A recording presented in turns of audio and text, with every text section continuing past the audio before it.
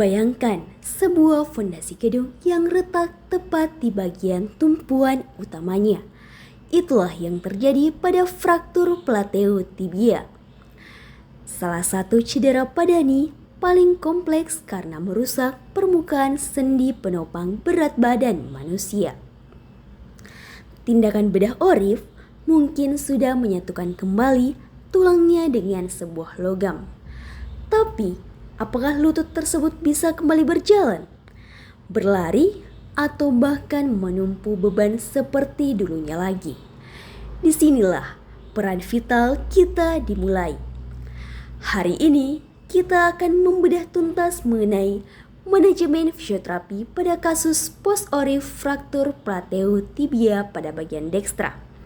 Dari manajemen nyeri hingga mengembalikan mekanika gerak yang sudah hilang. Let's dive in. Fraktur terjadi karena hilangnya kontinuitas tulang, baik berupa retakan maupun patahan pada struktur tulang. Pada fraktur plateo tibia, terjadi kerusakan yang tidak hanya berdampak pada tulang tibia saja, akan tetapi pada permukaan knee joint dapat menjadi tidak rata sehingga menyebabkan stabilisasi knee menjadi turun dan kemampuan tungkai dalam menopang berat badan ikut terganggu. Secara umum, terdapat dua mekanisme utama terjadinya fraktur. Pertama, cedera traumatik, yaitu benturan atau tekanan besar akibat kecelakaan, jatuh maupun cedera lainnya yang melampaui batas toleransi tulang. Kedua, faktor patologis, yaitu kondisi ketika tulang telah mengalami kelemahan akibat suatu penyakit tertentu. Dalam memahami fraktur plateo tibia, kita penting mengenal anatomi ankle dan knee. Pada region knee terdapat tulang os femur, os tibia, dan os patella. Bagian atas os tibia yang disebut dengan plateo tibia berfungsi sebagai penopang beban tubuh dari os femur. Permukaan pada join dilapisi oleh kartilago artikular dalam mengurangi gesekan, sedangkan bursa dalam membantu mengurangi tekanan antar jaringan. Selain daripada itu, stabilisasi knee dijaga oleh ligamen berupa ACL, PCL, MCL, LCL, dan juga ligamen transversal dan ligamen patellar. Gerakan pada knee dibantu oleh pergerakan otot, yaitu musculus quadriceps, hamstring, gastroc, maupun stabilisasi lainnya. Saat terjadi fraktur plateo tibia, stabilisasi pada knee terganggu, sehingga muncul nyeri, bengkak, dan keterbatasan gerak. Pada ankle atau pergelangan kaki terdapat os tibia, os fibula, dan os talus yang berfungsi dalam menyalurkan beban tubuh saat berjalan dan berdiri. Stabilisasi ankle dibantu oleh ligamen deltoid, ligamen lateral, sedangkan gerakannya dibantu oleh otot tibialis anterior, tibialis posterior, gastrocnemius, soleus, dan stabilisasi lainnya. Karena tibia berhubungan langsung dari otot ke ankle, maka fraktur plateo tibia dapat mempengaruhi pola berjalan pasien. Mari kita bahas biomekanika sendi lutut kita. Secara osteokinematika, lutut bekerja seperti engsel modifikasi. Gerakan utamanya ada dua, yaitu fleksi hingga 140 derajat dan ekstensi.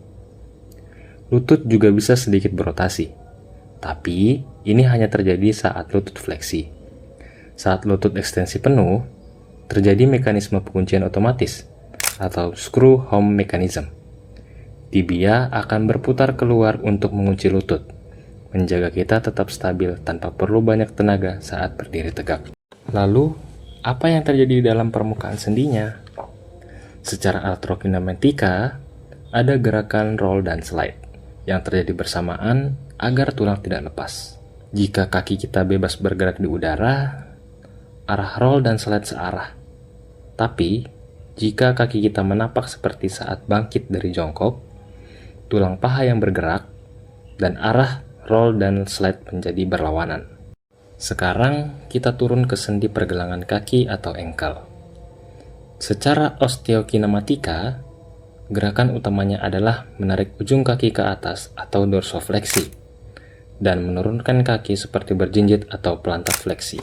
Selain itu, sendi ini juga memungkinkan gerakan memutar telapak kaki ke arah dalam yang disebut inversi dan ke arah luar yang disebut eversi. Di dalam sendi ankle, pergerakan permukaannya juga melibatkan proses roll dan slide. Saat kaki bebas bergerak di udara, tulang talus akan roll dan slide ke arah yang berlawanan. Namun, saat kaki menapak menahan beban, seperti saat kita sedang berjalan, tulang keringlah yang bergerak di atas talus, sehingga arah roll dan slide-nya menjadi searah. Ketika seseorang mengalami nyeri hebat dan bengkak pada tungkai bawah, jangan langsung berasumsi itu patah tulang tibia atau fibula biasa. Kita perlu melakukan diagnosis banding, karena ada beberapa kondisi dengan gejala yang sangat mirip. Mari kita bedah satu persatu. Pertama, dari kategori patah tulang spesifik, ada yang namanya fraktur mesonerve. Hati-hati, kasus ini sering terlewat. Pasien mengeluh sakit di pergelangan kaki, padahal tulang fibula bagian atasnya juga patah akibat putaran hebat. Lalu ada fraktur stres, yang sangat sering dialami atlet. Tulang tidak patah karena benturan keras, melainkan karena tekanan berulang. Ciri khasnya ialah nyeri saat berolahraga, tetapi hilang saat beristirahat. Selanjutnya, fraktur tubercle tibia. Ini biasanya terjadi pada remaja yang suka melompat. Kontraksi otot paha yang terlalu kuat menarik bagian atas tulang kering hingga sedikit lepas, membuat lutut tidak bisa diluruskan. Kemudian bagaimana jika ronsennya normal? Bisa jadi itu kontusio tulang atau memar pada tulang. Rasanya sangat sakit seperti patah tulang, tapi korteks tulangnya masih utuh. Atau bisa jadi itu murni cedera jaringan lunak, seperti otot atau tendon yang robek. Bedanya, cedera ini tidak mengubah bentuk kaki dan tidak ada bunyi derak tulang yang bergesekan. Terakhir, kita harus waspada terhadap kondisi darurat medis dan penyakit penyerta. Jika nyerinya sangat luar biasa, tidak masuk akal, dan makin sakit saat ditarik pasif, awas, itu adalah sindrom kompartemen. Dan ini butuh penanganan bedah segera. Perhatikan juga tanda-tanda infeksi tulang atau osteomielitis yang ditandai dengan demam dan kulit kemerahan, terutama pada patah tulang terbuka. Dan jika nyeri terus berlanjut hingga malam hari dan terjadi patah tulang padahal tidak ada benturan keras, kita harus curiga adanya tumor tulang. Tulang yang patah ternyata bisa diperbaiki sendiri oleh tubuh secara bertahap. Saat fraktur terjadi, pembuluh darah di sekitar tulang ikut robek dan membentuk hematoma. Area tersebut jadi kekurangan oksigen, tetapi justru itu yang menjadi tanda bagi tubuh untuk mulai memperbaiki diri. Setelah itu, tubuh mengirim sel-sel imun untuk membersihkan jaringan yang rusak, sekaligus membantu pembentukan jaringan baru. Tubuh juga mulai membentuk pembuluh darah baru, supaya area fraktur tetap mendapat oksigen dan juga nutrisi yang cukup. Kemudian terbentuklah kalus lunak yang berfungsi sebagai jembatan antar fragmen tulang. Lama-kelamaan, kalus ini mengeras dan berubah menjadi tulang yang baru dan yang lebih kuat. Tahap terakhir adalah remodeling, di mana itu adalah tahap proses penyesuaian bentuk dan juga kekuatan tulang hingga kembali mendekati kondisi normal. Secara garis besar, etiologi fraktur dikelompokkan menjadi dua kategori, yaitu fraktur yang disebabkan oleh trauma langsung dan juga tidak langsung. Fraktur yang disebabkan oleh trauma langsung terjadi ketika gaya mekanik menghantam tulang secara tepat pada titik benturan tersebut, sedangkan fraktur yang disebabkan oleh trauma tidak langsung itu terjadi saat gaya disalurkan melewati bagian tubuh yang lain, hingga akhirnya mengenai tulang tertentu dan terjadi patahan. Selain itu, fraktur juga disebabkan oleh tekanan yang sifatnya berulang, di mana kondisi ini biasanya dialami oleh individu dengan tingkat aktivitas yang sangat berat sehingga melampaui batas kemampuan dari adaptasi tulang tersebut. Kemudian, fraktur juga disebabkan oleh kondisi non-traumatik, yang dimana contohnya pada kejadian fraktur patologis, yaitu seperti penyakit osteoporosis.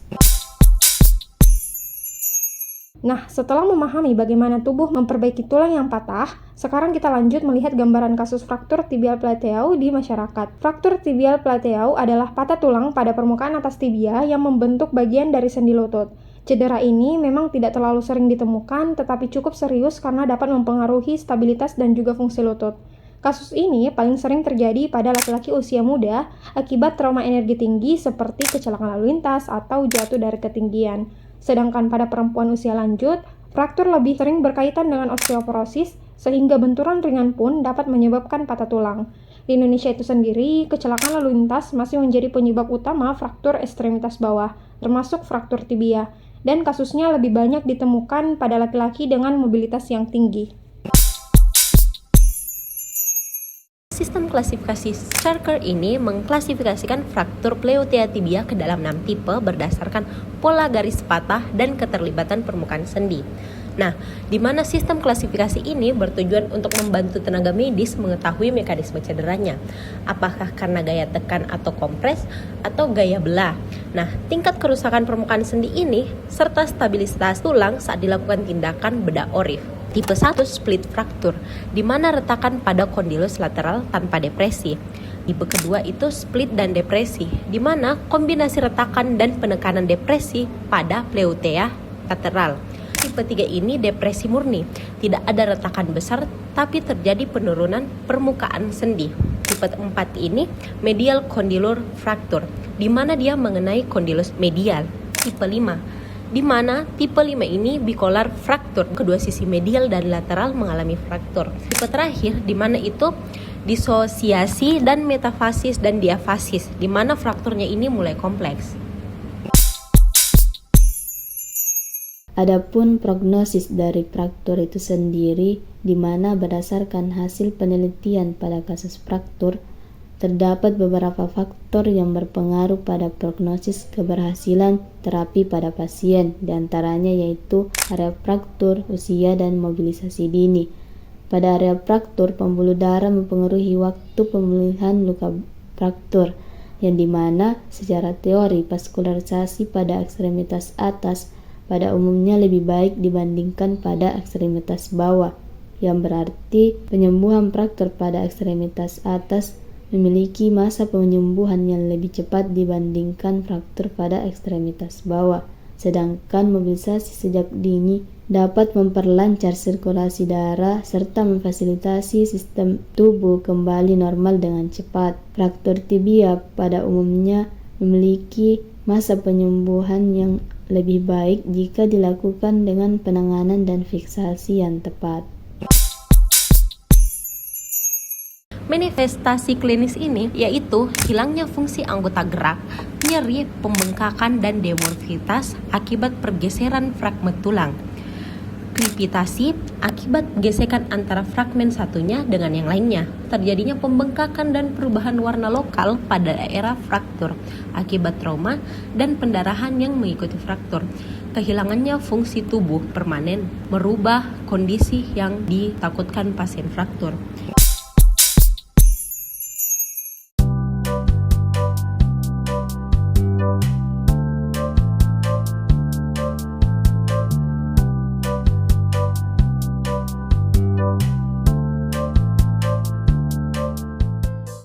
Kak, sebelumnya perkenalkan saya fisioterapi yang akan melakukan penanganan pada hari ini.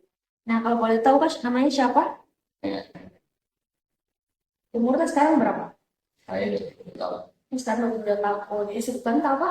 Saya kuliah sambil atlet juga. Atlet juga. Ini atlet apa? Sepak bola. Alamat ada? Saya Hasan. Baik, selanjutnya Mas, mungkin saya lakukan pemeriksaan terlebih dahulu.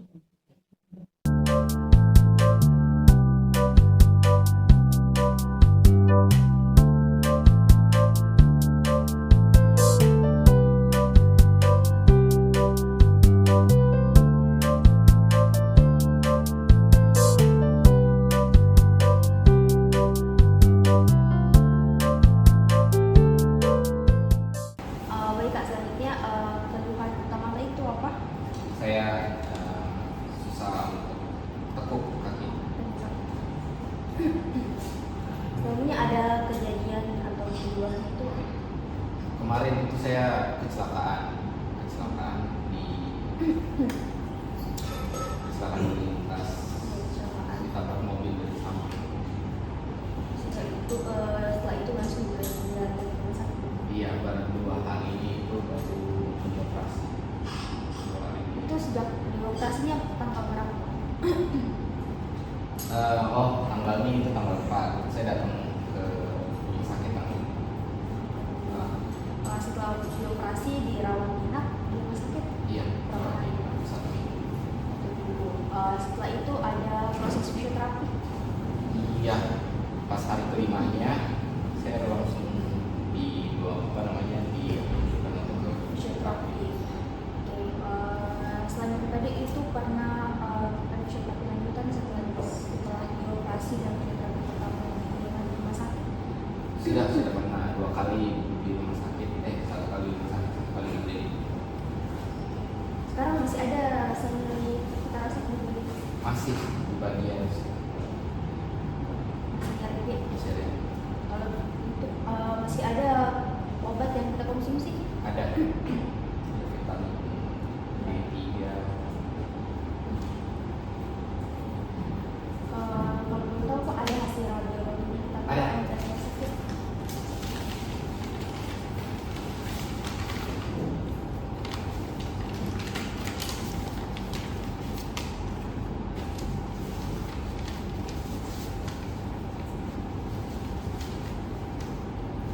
Sebelumnya ada riwayat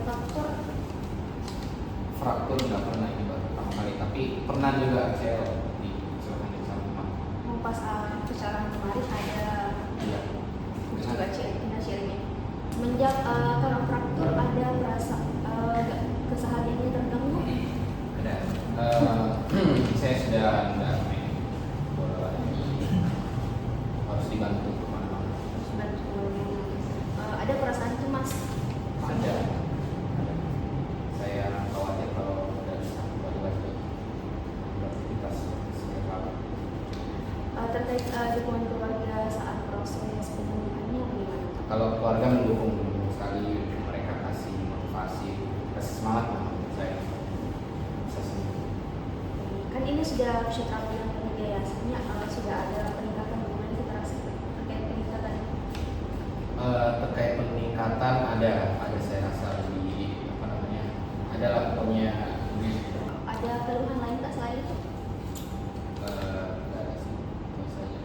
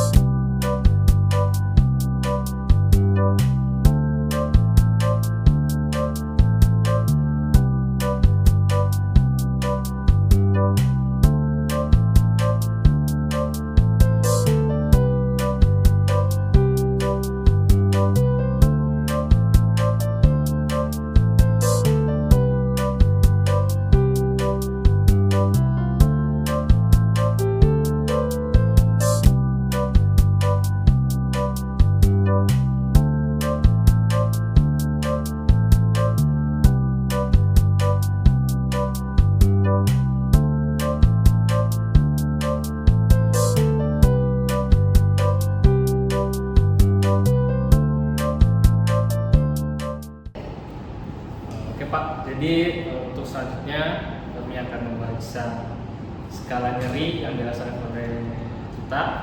Jadi ini namanya VAS, Visual Analog Scale. Jadi tujuannya adalah untuk menilai intensitas nyeri yang dirasakan oleh pasien. Jadi nanti silakan kita geser sampai mana nyerinya ketika melakukan gerak, ketika saya tekan, dan juga ketika diam. Oke. Jadi intensitasnya itu yang dari sini rendah, kemudian semakin ke kanan itu nanti dia semakin tinggi rasa nyerinya. Paham Pak? Oke. Jadi untuk kondisi seperti ini, kondisi diam, sejauh mana intensitas nyerinya Bapak rasakan? Tidak ada. Ketika saya tekan seperti ini, apakah ada nyerinya? Oke. Ketika melakukan gerakan tadi yang sudah dilakukan, bagaimana ini? Lumayan sakit. Berarti ketika gerak itu lebih dominan nyerinya ya. Ini saya akan mau bertanya beberapa hal tentang kondisi psikologi dan juga bagaimana kemandirian Bapak dalam keseharian. Jadi apa kita merasa cemas dalam sakit ini? Alasannya kenapa? Karena saya khawatir kalau nggak bisa kembali lagi main bola. Kalau merasa gelisah dengan penyakit yang dialami, Iya, bisa. bisa juga. Oke.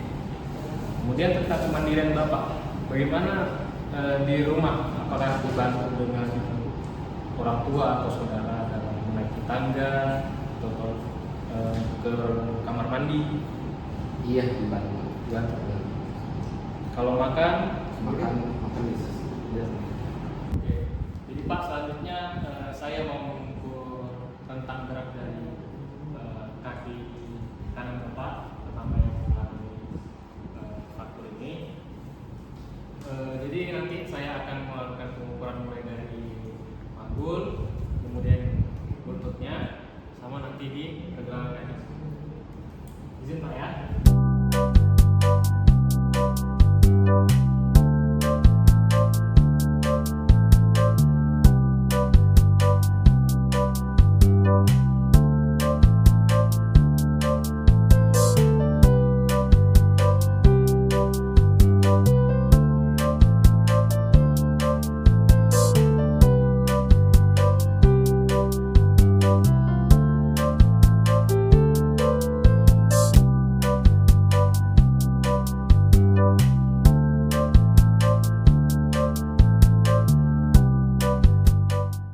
Jadi selanjutnya saya akan memeriksa sensasi Bapak pada tajam, tumpul, dan juga kasar dan halus.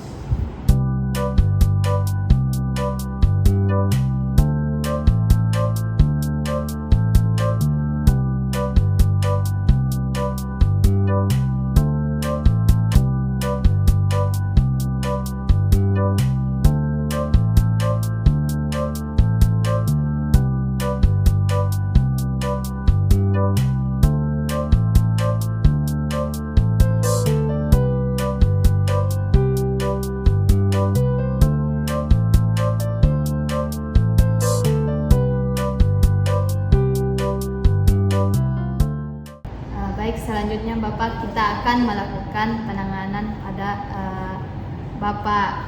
Yang pertama, sebelumnya itu saya mau bertanya sama Bapak, bagaimana sih perasaannya Bapak selama mengalami fraktur ini? Apa yang Bapak rasakan? Saya lumayan cemas karena saya khawatir kalau saya tidak kembali lagi main bola. Bapak tenang saja, Bapak harus semangat. Jika sering melakukan latihan atau rajin ke fisioterapi, insya Allah Bapak akan sembuh lebih cepat dengan selalu melakukan latihan juga di rumah. Jadi Bapak semangat saja.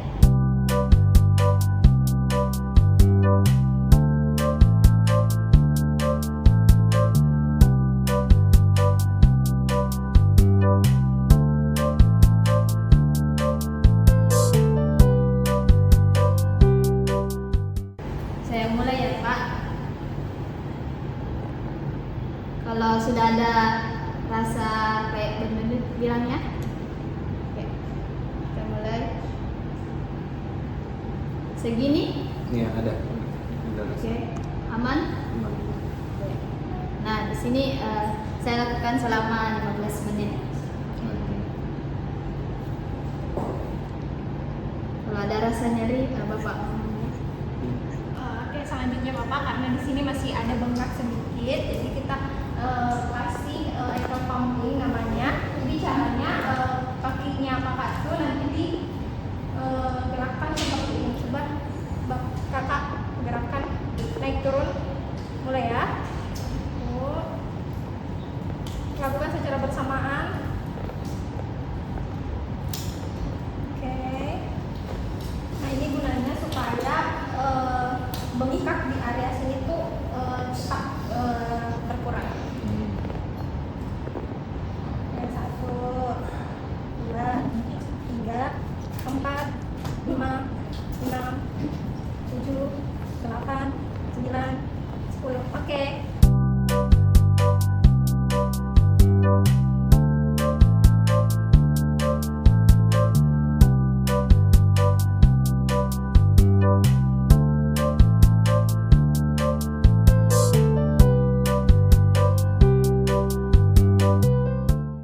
Kakak bisa duduk sebentar.